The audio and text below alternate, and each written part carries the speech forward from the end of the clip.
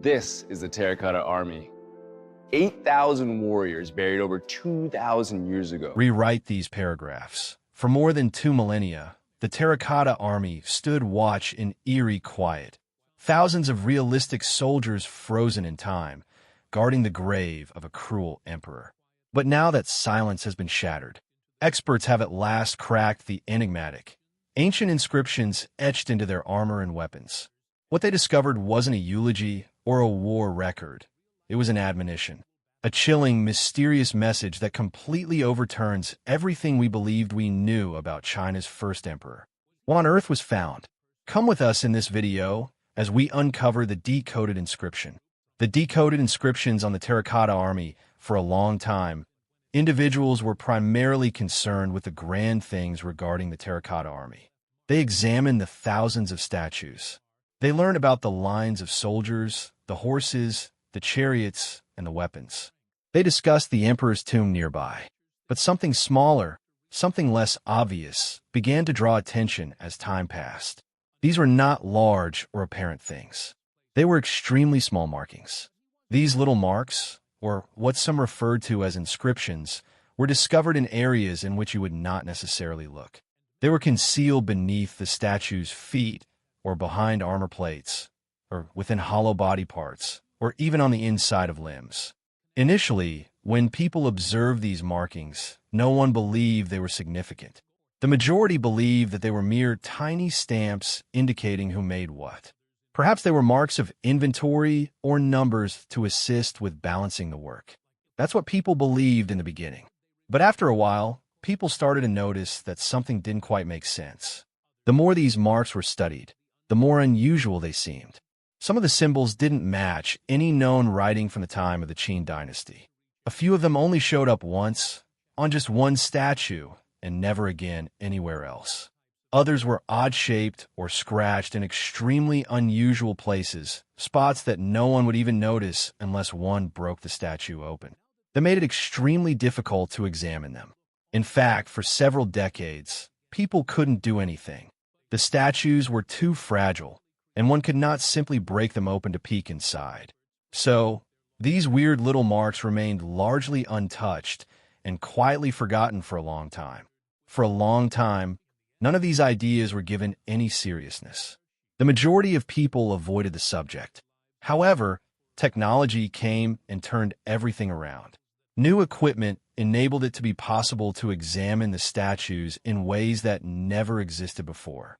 Through multispectral imaging, scientists were able to observe symbols that the naked eye was not capable of picking up. These invisible marks were visible under varying types of light. Some were paler, others only visible with the aid of special lenses. The most dramatic change happened when artificial intelligence, AI, was employed.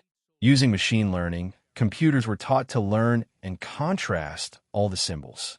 Such systems could perceive patterns that were not perceivable to humans. They learned from recognized characters of the Qin dynasty and even more ancient forms of writing. They cataloged symbols by where they were, by type of statue, by direction, and by pit. Gradually, a bigger picture began to emerge. The objective was no longer simply to gather the marks. Now the objective was to decipher what they actually meant. When the first full renditions arrived, they were shocking and disquieting. These were more than names. They were not codes from workshops. Some of them were intimate. Some of them were emotional. And some were even hurtful. The tone was not peaceful or polite. It was laced with fear. One statement, repeated everywhere, said, "Constructed by suffering." It was not external.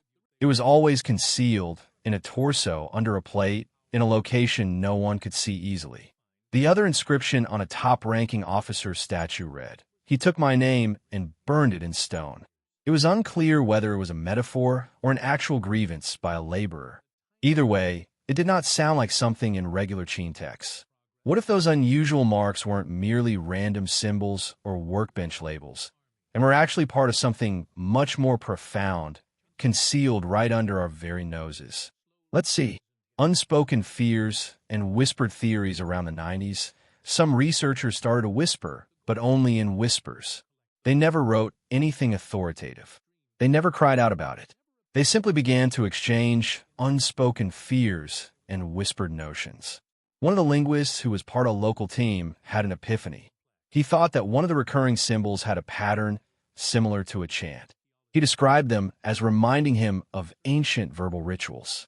Perhaps, he theorized, the markings weren't intended to be read silently. Perhaps they were intended to be read aloud, such as in a ceremony. If that is so, perhaps the true intention was to trap spirits within statues. These statues would forever remain standing, protecting the emperor, even after death. Another researcher, a man who studied very ancient Taoist texts, had another theory. He believed the symbols resembled pieces of spiritual spells. These spells, he explained, were also employed in the past to prevent souls from returning or bringing damage. He held the opinion that certain generals and high-ranking statues possessed symbols which had been aligned with certain lines of an ancient ritual to ensnare Vagani spirits. He even questioned whether the ensnared souls were those who had perished while constructing the army. It was a macabre idea, but one that kept resurfacing. There was also a much more radical theory. It never saw print in any newspaper. It was only discussed quietly, in messages or behind-the-scenes whispers. This theory posited that the marks weren't simply messages on one statue, but part of a larger plan, like a series of puzzle pieces. If you looked at all the marks collectively, on all the pits, they could possibly create some sort of large ritual map. Others thought the symbols were spells composed in a specific sequence on the whole site. It was a pattern that might be used to contain or seal whatever was buried deeper, maybe within the emperor's sealed tomb. But none of that was ever verified, and the individuals who reported these things stopped speaking about them. Some quit working on the site. Others never mentioned it again. Even before using modern equipment, rumors existed. Rumors that some individuals had attempted to learn more by taking direct steps. In the early 1980s, there was talk of a team in Xi'an that secretly opened a few damaged statues. They were looking for hidden inscriptions inside the torsos. A lab assistant later claimed the project ended very suddenly. Some team members became sick. Others quit. No reports were made public. The tools and statues used were taken away. It was as if the entire thing was deleted. Then in the 90s, there was another team from a tiny university that did something different. They employed the use of sound scanning to scan for marks within the statues without opening them up. One of the researchers, in a message posted on the web, claimed they discovered peculiar echo patterns. According to him, it felt like there were tiny, secret spaces within the clay. He added some marks were left in locations where no light or tools could pass. That was also erased shortly afterwards, and the project was never resumed.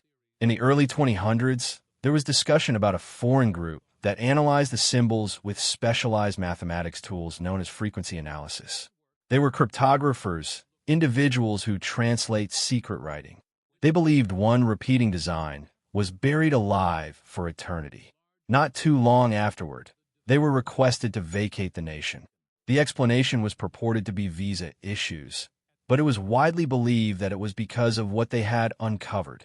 If these repeated patterns and stifled theories were intentionally withheld from society, what other deeper secrets were influential forces so eager to conceal? Keep watching to see the unseen, technology, and the voices in clay. As more and more statues were examined, something else was going on. People began to see that the patterns of the marks didn't make any obvious sense. For instance, soldiers standing next to one another could have entirely different marks. Some had many marks, while others had none. In certain locations, the marks seemed to occur more frequently, whereas in others, they hardly manifested at all. Some believed possibly this was peculiar, but others weren't as certain. They felt that perhaps there was a plan or purpose to how the marks were positioned. Individuals attempted to categorize the symbols, trying to identify a style. But rather than discovering solutions, they found themselves perplexed. A few of the marks were definitely written in the official script of the day, Qin seal script. Those were the ones that were easiest to read. They tended to refer to workshops or perhaps the titles of supervisors. But many of the other symbols were not like that. Some were distorted versions of familiar characters. Some did not appear to be writing at all. There were markings that broke all rules. That was when people began to ask, perhaps these were not merely marks to plan the work. Perhaps they had some other meaning, some deeper sense. The researchers also employed 3D laser scanning to sweep statues from all sides. These scans revealed tiny carvings in inaccessible places. For the first time, experts could collect thousands of inscriptions without physically touching or damaging the statues. On another examined statue, a broken one at the rim of one of the pits, there was a message beneath the left arm. It read, "Here lies death and those who served it." The sentence was followed by unusual broken symbols that could not be deciphered easily. The most chilling message of all appeared on a foot of a kneeling archer. It was only found due to high-resolution 3D scans. The inscription read, "I worked until my hands broke. Let him walk over me forever." Some interpreted this as a plaintive cry of agony by someone who had worked on the statues. Others felt it was a testament of profound loyalty, but the tones sounded heavy, dark, and melancholy. All of these messages left experts in a thinking mode. What they were reading was not the magnificent tribute they had earlier imagined. The Terracotta Army was not simply about honor or power. It was now possible that a lot of the individuals involved